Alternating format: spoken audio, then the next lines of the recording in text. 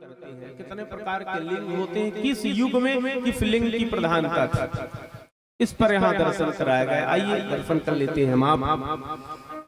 कृते रत्नमयं लिंगे त्रेतायां हेम संभवम् द्वापरे पारदं श्रेष्ठं पार्थिवं तु कलौ युगे। कृते, कृते माने सतयुग। सतयुग में किस लिंग की महिमा थी? रत्नमय लिंग, मानो रत्नों से युक्त लिंग। त्रेता आया, त्रेता में हेम लिंग माने सोने का लिंग। द्वापरे पारदम, द्वापर में पारद लिंग श्रेष्ठ है। लेकिन कलयुग में, कलयुग में कौन सा लिंग श्रेष्ठ है? यहां साफ लिखा है पार्थिवम तु कालौ युगे। कलयुग में सबसे श्रेष्ठ यदि कोई लिंग है तो पार्थिव लिंग। क्यों? ये शरीर भी पार्थिव है। और आप लोग कहते हैं भैया जहर जहर को काटता है, आप लोग कहते हैं ये बात, बस समझ लीजिए ये शरीर के जितने दोष संताप कष्ट है उसे पार्थिव हरण कर लेता है। उसे तो प्रयास करें नित्य अपने गृह में एक पार्थिव लिंग जरूर पूजे। आप हो सके तो 3 पूजे, 3 प्रकार की कामनाएं पूर्ण होंगी। यदि नहीं हो सकता तो एक शिवलिंग अपने घर आंगन में जरूर पूजिए। वो भी नहीं हो सकता तो फिर एक लोटा जल लेकर शिवालय तो जरूर चले जाइए, सबसे सरल। पर हो सके तो ऐसा आप कर सकते हैं, यहाँ साफ साफ लिखा हुआ है इसलिए कह रहे हैं।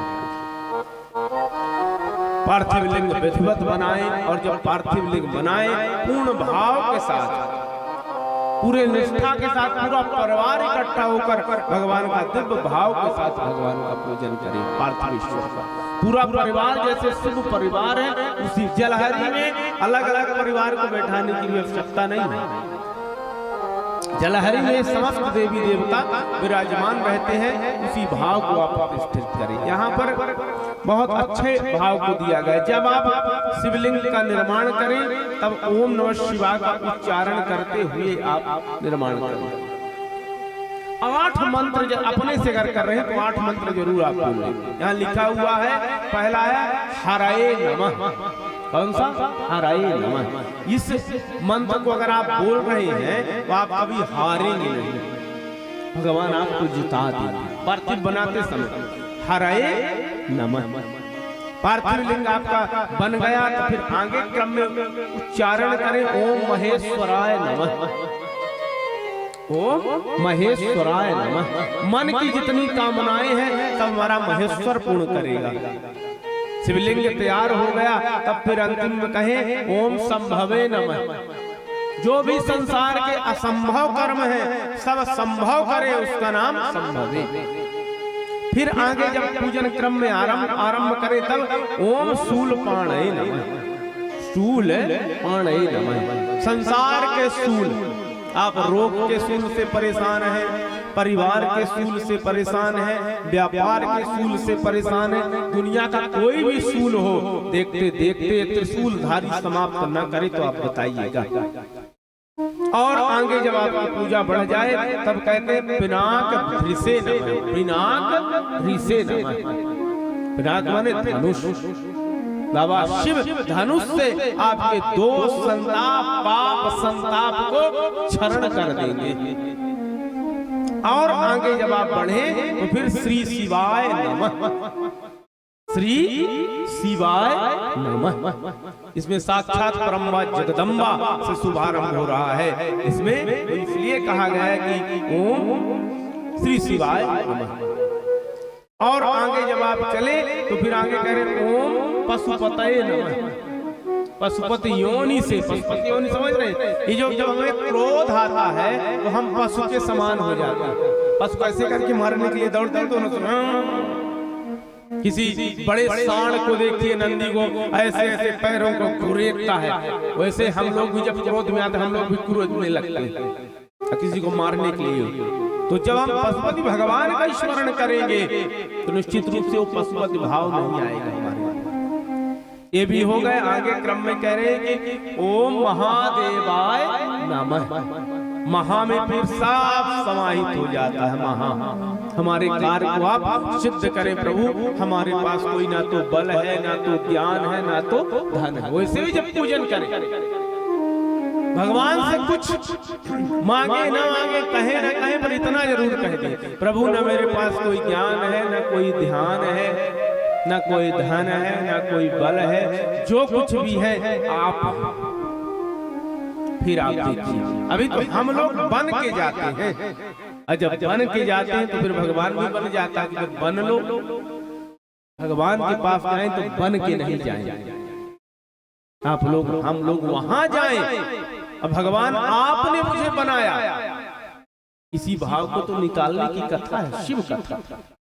ये भगवान शंकर की आप कथा में है। बहुत बड़ी कृपा है भोले बाबा की कि आप लोग उस भाव को दर्शन कर रहे हैं। यहाँ पर ये भी लिखा कि जिस व्यक्ति को किसी पुत्र को विद्या चाहिए, कई बरस से तैयारी कर रहा है और तैयारी में नहीं सफल हो रहा, तो 1000 यहाँ लिखा हुआ विद्यार्थी पुरुष प्रीत्या सहस्त्रमिति पार्थिवम। सहस्त्र माने 1000 शिवलिंग का पार्थिव पूजन करिए तो उस बच्चे को निश्चित रूप से, चाहे IAS हो चाहे IPS हो, जिसकी तैयारी कर रहा हो, शीघ्र से लक्ष्य की प्राप्ति होगी। 1000 शिवलिंग। और आगे यहाँ लिख रहे हैं कि पुत्रार्थी सार्ध सहस्त्रम, जिनके यहाँ संतति की उत्पत्ति न होती हो, कई वर्षों से घर आंगन में कोई न आया हो, कोई बड़ा दोष रोक रहा हो, कोई 1 लाख पार्थिव पूजन की महिमा गाई गई। अब 1 लाख करना असंभव है, तो फिर उसके लिए बिंदुलिंग।